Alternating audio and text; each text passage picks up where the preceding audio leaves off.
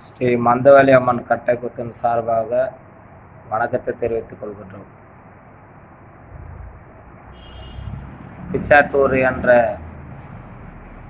கிராமத்தில்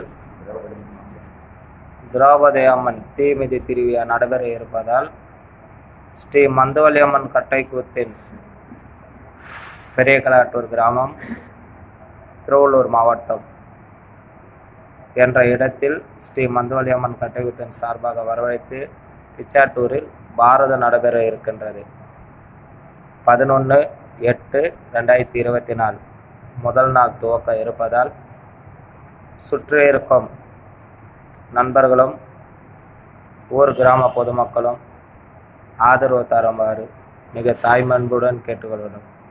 நன்றி, வணக்கம். நன்றி, நன்றி, நன்றி.